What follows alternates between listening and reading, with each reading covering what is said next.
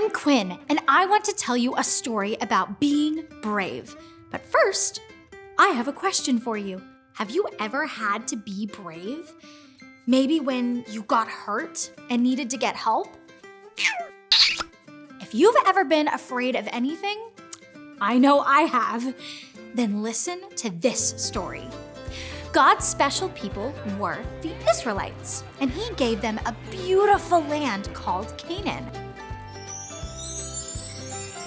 But they kept turning away from God and worshiping pretend gods instead of Him. Every time they turned away from God, their enemies would come and fight them and win. Then, when they turned back to God, He sent them leaders called judges to free them from their enemies. This story is about one of these judges, a man named Gideon. Most judges were brave, but Gideon wasn't. God knew He had to help Gideon be brave, so He sent an angel to Gideon. The angel told him that God wanted him to fight against their enemy who had taken their land and stolen their food. The angel called him mighty, but Gideon didn't feel mighty.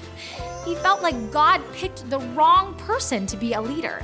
So God promised to help in his battles.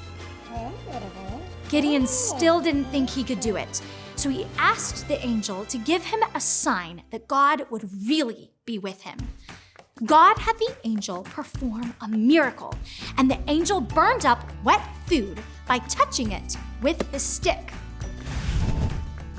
This made Gideon feel more brave, but he was still scared to fight the enemy.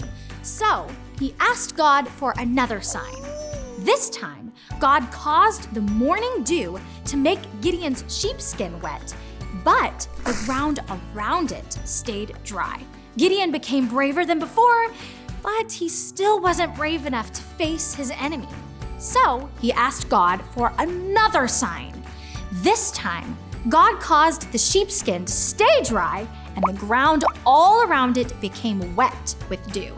Gideon's bravery grew, and now he fully trusted that God would be with him.